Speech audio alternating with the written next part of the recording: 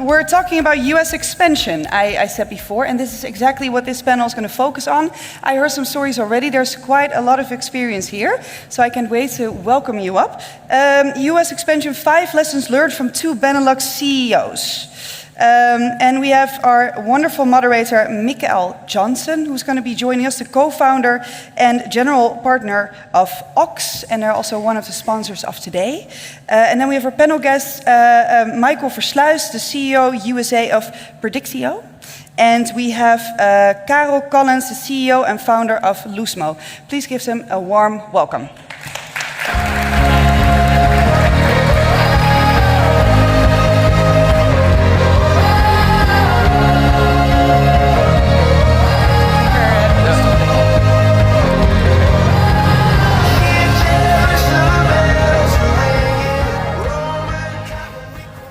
Thank you, Danielle, and welcome everyone to this session where we're going to be talking about expanding your SaaS business into the US market. Before we kick off into our topics though, just a very short introduction about the people you have on stage here, starting with you, Karel. So my name is Karel, founder and CEO of Luzmo. We have a building block for adding customer-facing dashboards to any SaaS platform. Based in Belgium, US subsidiary. Been around for 8 years with the company. And Mikael? Yeah, hi guys, I'm Mikael, CEO of Predictio.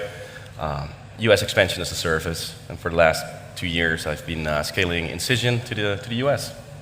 Excellent. And I'm Mikael. I am a co-founder and general partner of Ox, a specialist venture capital firm investing only in B2B SaaS at the sort of Series A and Series B stage. I've been a venture capital investor, a member of the dark side for 24 years, so there's no hope for me anymore. So with that, guys, first and foremost, and this might be an obvious question to some people, but I just want to pose it anyway. Why bother expanding into the US market? It's obviously vast and it's really intimidating and there could be so many challenges. Why bother expanding into the US if you're a European B2B SaaS company? One, I think money. What are your ambitions? Do you want to conquer the SaaS market, for example? Well, then you have to think early on the US and your expansion in the US. It's also as a founder or as a company, it's a good trajectory to expand your awareness, your brand as well. There's many reasons. Talent, yes. I think for us it was really our ICP is definitely there, and so we had to be there early on and learn from the market as well. Good point. Yeah, I think for me, one of the things that still is with me for many years, back in 2007, I read an article from Mark Andreessen, from Andreessen Horowitz, and he drew a couple of circles, 3 of them. Product, market, and team were the circles that he drew. And he asked that audience, and this is way before the big boom in SaaS, like, which one of the 3 do you think is most important? And I'm in sales, and I thought it would be the team or product, but it turned out to be market. Because when he started to analyze companies, he wanted to know that the market is big enough and that there will always be a continuous flow of new companies moving in. And clearly for the US, that's imminent. Yeah, and there's something about the sheer size of the market and the homogeneity of the market, but also about sort of butting heads with the best in the business, right? That really makes you go from good to great in that sense, right? Yeah. So, if you've decided that you actually want to expand into the US, what are some of the things to think about before you actually go ahead and do that? I think the most important thing is really start early. I think the first time I went for 3 weeks to New York was before we even sold anything. So we were building a product, but I wanted it to be tested. We went there. We actually used governmental agencies that like to help you to do exports, and so we went on a business trip and we presented our software, where we were, what we wanted, and we started building a network. And you start learning early on that I'm from Belgium. We're pretty humble, even compared to the Dutch people, that you have to talk in a different way. And you learn early on, and if you want to adapt to that market, you have to do it early on. I like the presentation that was before, that you can go deep and try out and then repeat it. But if you only wait until you've nailed that to go to the US, you're going to lose a huge amount of time because your conversion metrics, they are not the same when you start there. So start early on. I would say that's the biggest and the most important advice. Yeah, I think like growth or revenue, those are two very important metrics. And back in the day, it was expansion growth, getting those Series A, B, Cs in. And these days, it's harder for companies to make sure that they survive even, or get extra rounds in. And getting cash in is very important now these days. And just the sheer size of the US. Like for Incision, we sold to hospitals here in Europe or in the Netherlands. You got like 200, 300, 400 hospitals. In the US, there were 6,093 hospitals to start with. So it's just in terms of like the differences. It was clear that we wanted to make the move. But when you do, you gotta go all in. It's you can't just like try it out. It's a big learning curve. Yeah. I mean, there's a lot of practicalities related to, decide to where do you set up shop. Could be, time zones, could be logistics, travel logistics, could be availability of talent, could be competition for talent, all sorts of different things. Where did you guys decide to set up, and why did you pick that location? You can go first, for right? Go ahead. Change it around. So there are 50 states, and all of those states have advantages over another. We're a SaaS company with Incision. Incision still is. We chose Delaware. So I actually just came back from New York. I landed this morning. I was part of a group from TechLeap that was celebrating the Dutch founders in New York. So what we've done earlier in the year is we went with other Dutch founders to Boston, New York, and we met there with a company called Wilson Sonsini. I'm not sure the Americans will know Wilson Sonsini, but they've been part of some large companies like Google back in the day, and they provided insight nights where you could talk about the topics that are important to you. So they'll ask you, like, what kind of business are you in? What are you trying to achieve? Is it revenue? Is it growth? And then they'll give you a couple of intros into other vendors that they think can help you. And Delaware was the most logical location to get our incorporation done. But then the business was in New York and San Francisco mainly. So you were legally incorporated in Delaware, but your right. offices were in New York and San Francisco? Yeah. Okay. Yeah, New York. Yeah. Cool. Karel? Same here, Delaware C Corp, doing business as in New York. Main reason we did it is if we look at our ICP, which is B2B SaaS companies, we're a building block for adding dashboards, right? If you would look at West Coast, they would get so much money that it wouldn't make sense to use a building block. Today it's more every dollar counts, but at the time when we did our move, West Coast was just spending money, and East Coast was more looking at every dollar counts. So it made more sense to do East Coast. Also in terms of time zone differences, because we're, let's say, pretty technical product. We would have sales and marketing in East Coast, but they could still talk, and they had a lot of overlapping hours with the engineers, with the solution engineers in Europe. So that was a big part of that. And then New York, well, it's an easy flight. We're close to the airport. Going back and forth wasn't any problem. I also think there's a misconception a bit from people in Europe sometimes that the US equals Silicon Valley, right? Because there's a great SaaS corridor on that north coast from Boston through New York, down to Raleigh, down to maybe Atlanta even, right? So there's plenty of space and opportunity there if you're catering to SaaS companies, clearly like that. One of the key challenges that we see a lot with companies that are setting up shop and moving over is like relocating leadership. So either a founder or someone from the very senior management team, the sort of playbook is someone has to go over to do the cultural transfer, recruit the first couple of people, and really set the stage there. How did you guys go about doing that? Well, it's a journey. Like what you want to make sure is that, like, if someone did you move over yourself? No. I've been flying up and down for the last 2 years, almost every month, 1 or 2 flights. So it's continuous jet lag, which is not ideal. I can tell you that.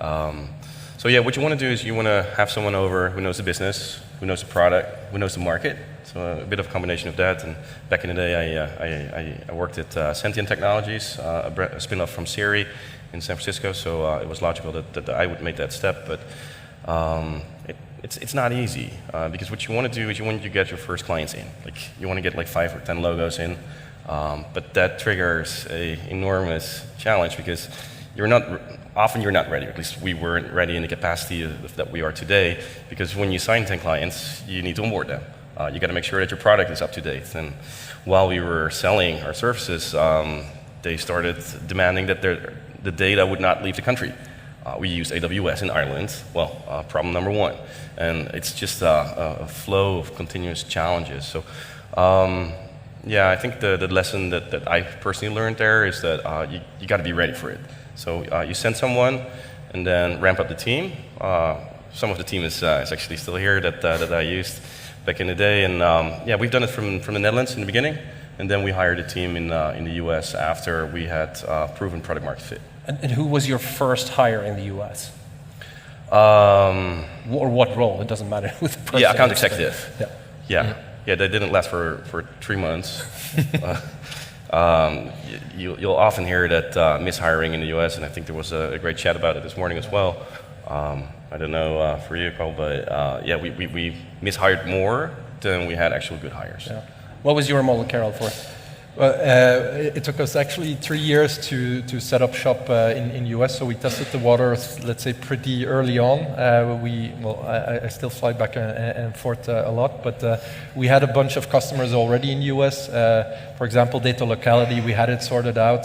We even had SOC 2 Type 2 compliancy at the time, because that's something that US is asking for. So we had quite a good view on what needed to happen. We were able to do it from Belgium by flying back and forth a lot, so it is possible. We had quite some revenue before we made the move, but then it's crucial that you start building a team in the US. Once you start growing, you need to build a team. And I think it's really important to bring some of the culture to the US, because it's a whole different culture.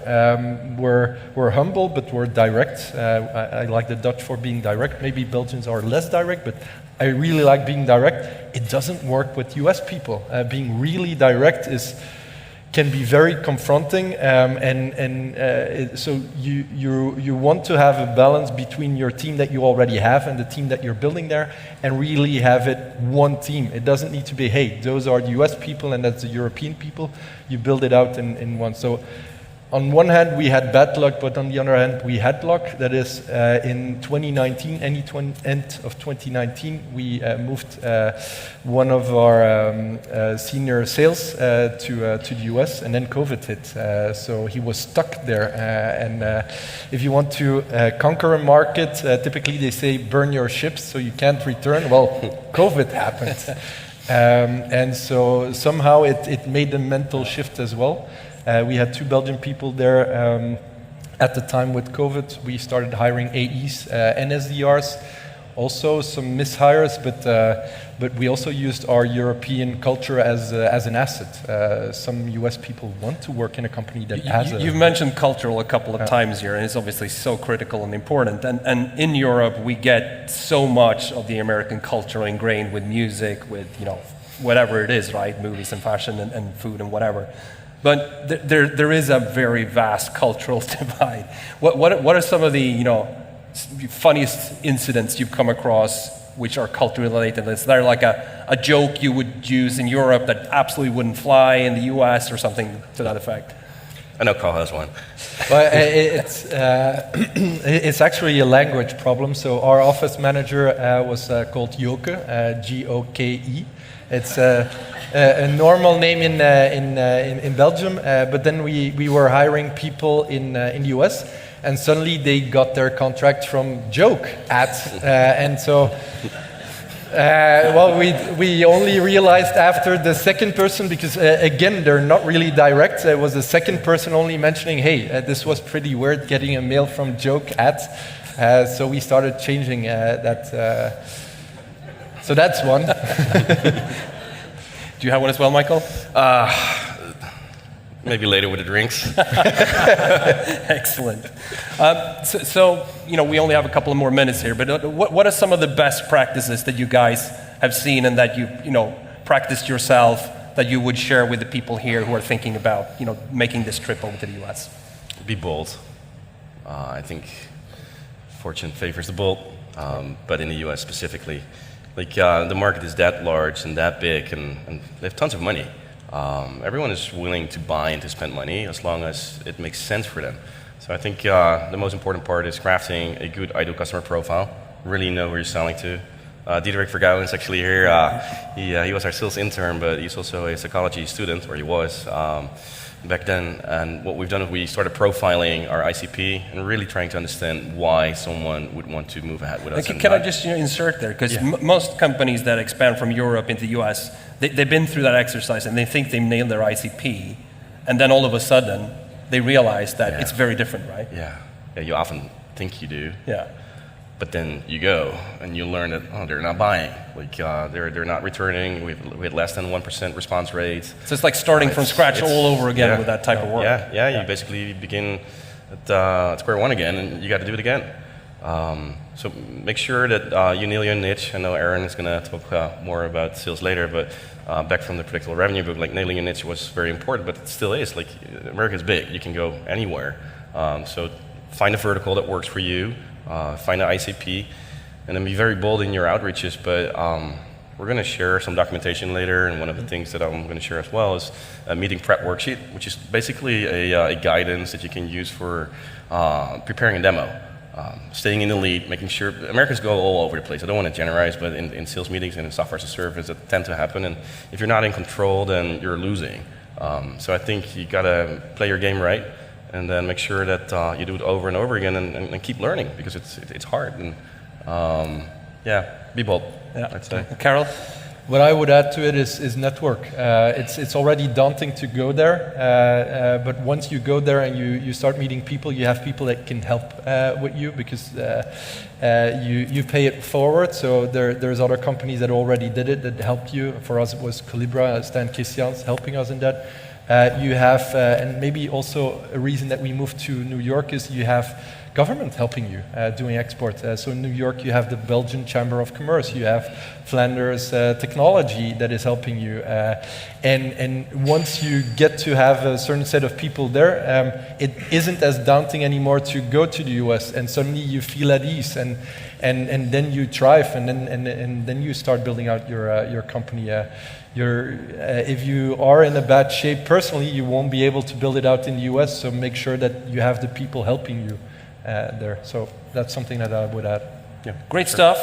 Hope you guys picked some helpful tips and ideas up here. That's all we had time for now. Do catch us during the networking if you want to continue discussions, and thanks so much. Maybe one thing to add, so we'll add some material on how we did it. We tried to make it as pragmatic as possible, so partners that we used when we did it, so feel free to look at it, and we'll add the info of Mikael as well. Yep. Good stuff. Thanks. Thanks, guys. Thanks, everyone.